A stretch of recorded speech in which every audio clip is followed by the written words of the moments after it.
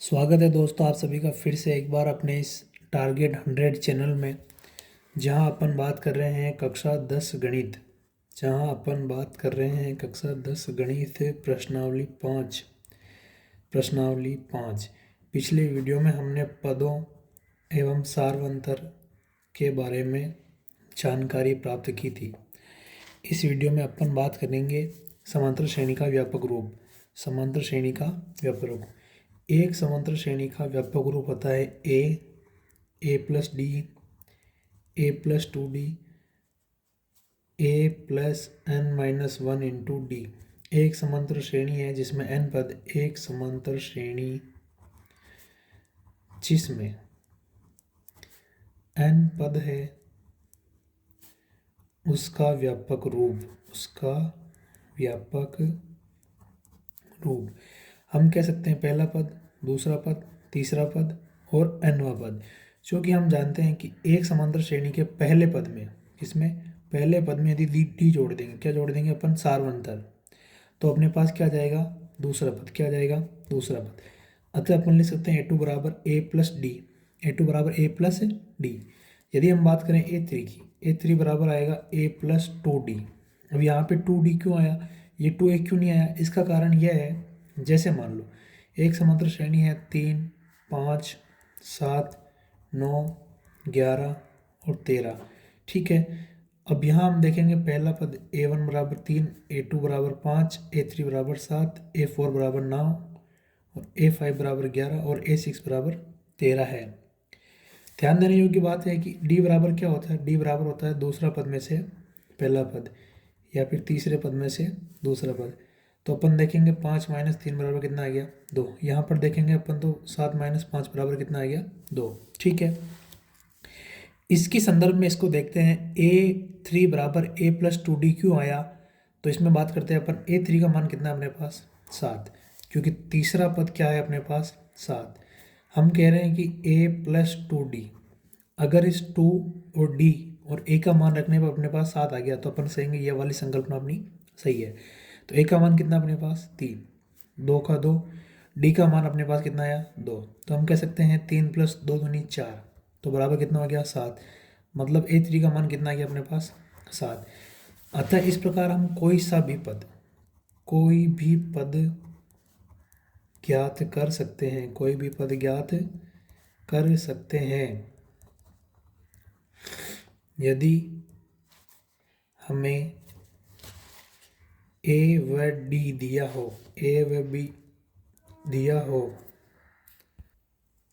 दिया हो तो हम कोई भी पद ज्ञात कर सकते हैं। जैसे एक प्रश्न आया, जैसे उदाहरण के तौर पर देखते हैं कि एक समांतर श्रेणी है 2, 5,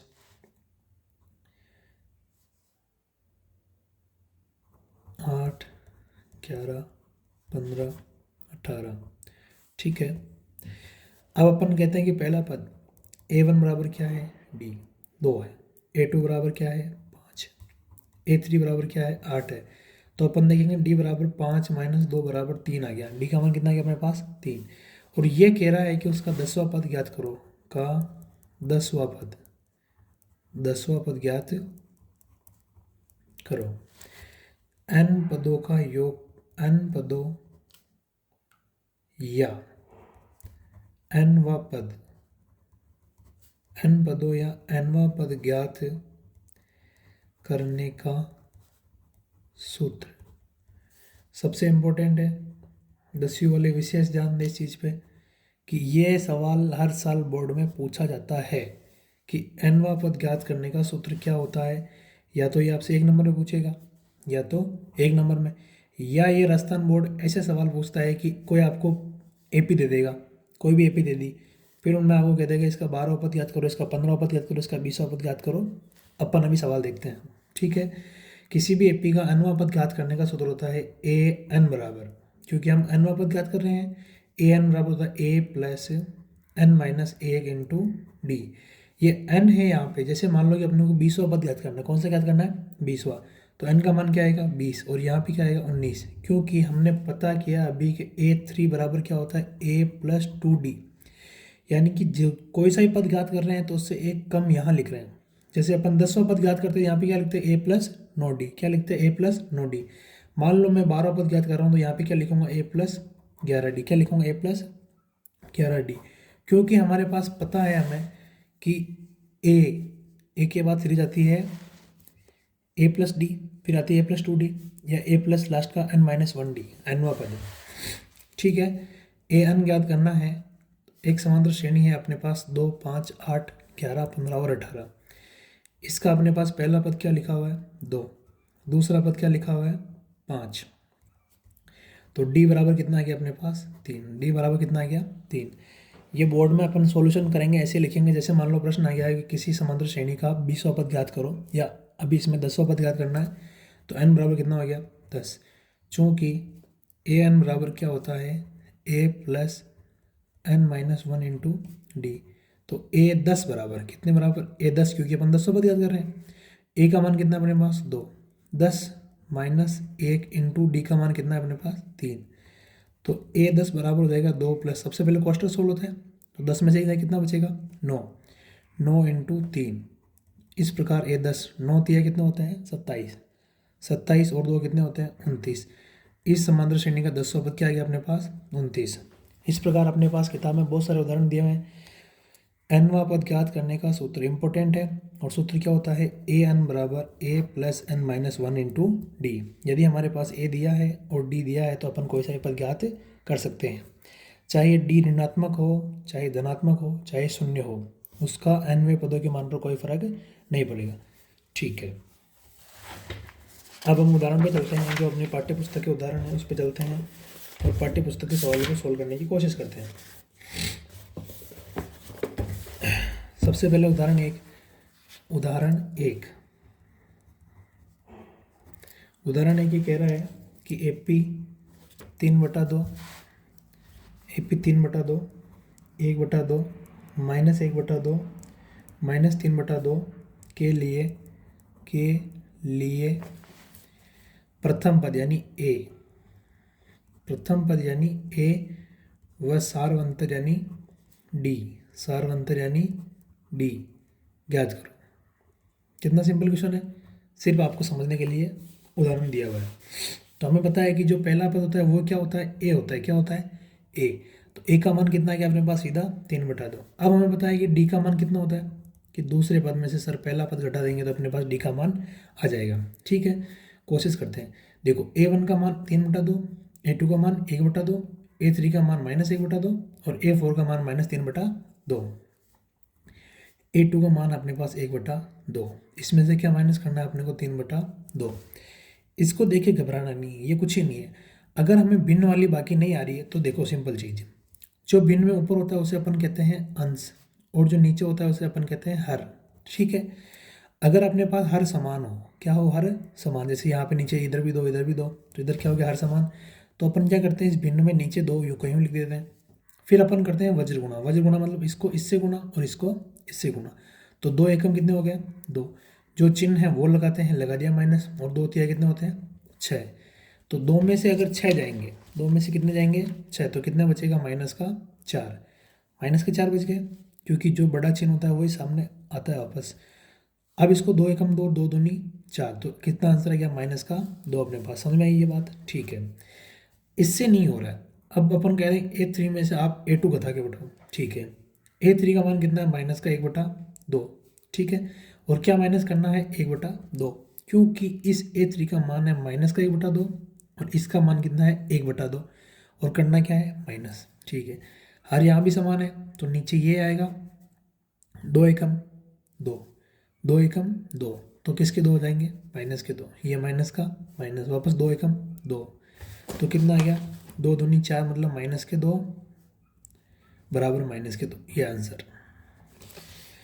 इस प्रकार हमने इस सवाल के अंदर पहला पद और सारवंतर ज्ञात कर लिया। ठीक है, बड़ी सिंपल सा क्वेश्चन है। आरबीएससी सिंपल क्वेश्चन पूछती है, ज़्यादा कुछ ही नहीं पूछती है। थोड़ी सी अपन तैयारी अगर बढ़िया ढंग से कर लेंगे, 1 महीने का टाइम है अपने पास। शायद राजस्थान बोर्ड का इस बार गणित का पेपर 25 मार्च तक है, तब तक अपन कोशिश करेंगे कि सारा सिलेबस कवर कर लेंगे। विशेष रूप से जो इम्पोर्टेंट क्वेश्चन है वो अपन कर लेंगे, कवर कर लेंगे। उदाहरण 2 कह रहा है कि दिए गए सूचियों में से कौन कौन सी एपी नहीं है यदि इनमें से कोई एपी है तो उसके अगले दो पद लिखो। ये कह रहा है कि कौन कौन सी एपी है और कौन कौन सी एपी नहीं है। अगर कोई एपी है तो उसके अगले दो पद लिखने, ठीक है, लिख देंगे, सिंपल है। पहला पद है अपने पास 4, दूसरा पद है अपने पास 10, तीसरा पद है अपने पास 16 और चौथा पद है अपने पास 22। ठीक है, एपी के लिए क्या होना चाहिए, सार अंतर समान, मतलब डी का मान क्या होना चाहिए, समान। डी क्या होना चाहिए, समान। अगर A2 माइनस A1 बराबर है A3 माइनस A2 के, बराबर है A4 माइनस A3 के, तो अपन कहेंगे ये समांतर श्रेणी है, बाकी नहीं है। 10 में से 4 जाएंगे, देखो 10 माइनस 4 कितने बचे, 16 माइनस 10 कितने बचे, 22 माइनस 16 कितने बचे, 6 बचे, इधर भी 6 बचे और इधर भी 6 बचे। तो अपन कहेंगे इन सभी पदों का सार अंतर क्या है, समान। अतः ये क्या है, समांतर श्रेणी है। अब 4 पद है, 5वां पद क्या होगा, A5 बराबर होता है A plus 4D। A plus कितना होता है 4D। A का मान कितना है 4, 4 इंटू D का मान कितना है 6, 6 चौके 24, 24 और 4 28। तो A5 का मान कितना आ गया 28। A5 का मान कितना आ गया अपने पास 28। अब अगला पद चाहिए, दो पद चाहिए, तो A6 का मान कितना आएगा A plus 5D, A plus 5D।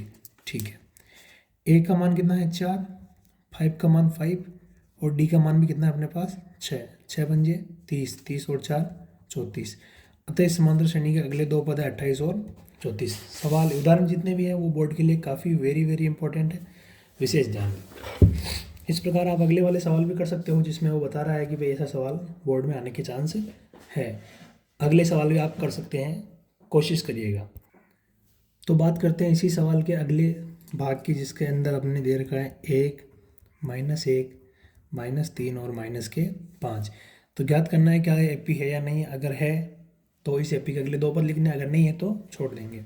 ठीक है, पहला पद A1 बराबर 1, A2 बराबर -1, A3 बराबर -5 और A4 बराबर -5। सॉरी, A2 माइनस A1, -1 में से क्या माइनस करना है 1, तो आंसर कितना आ गया माइनस के। तो A3 माइनस A2 बराबर -3 में से क्या माइनस करना है, माइनस का 1 माइनस करना है। ये माइनस माइनस क्या हो गया प्लस, तो ये गया -3 प्लस के 1। ठीक है, 3 में से ये कितना बचेगा माइनस के 2। अब ये -3 में से क्या माइनस करना है, माइनस के 3। यह माइनस माइनस क्या हो गया प्लस। ठीक है, मतलब -5 + 3, 5 में से 3 जाएंगे कितने बचेंगे 2, मतलब माइनस के 2। अतः हम कह सकते हैं कि ये तीनों सार अंतर यहाँ पे समान आ रहा है, तो ये क्या है एक एपी है। अगले पद लिखने हैं 1, -1, -3, -5, -5 और -7, -9। ये अपने दोनों अगले पद आ गए। थोड़ा सा भी इम्पोर्टेंट सवाल नहीं है ये सवाल, ये ध्यान रखना इम्पोर्टेंट है काफ़ी।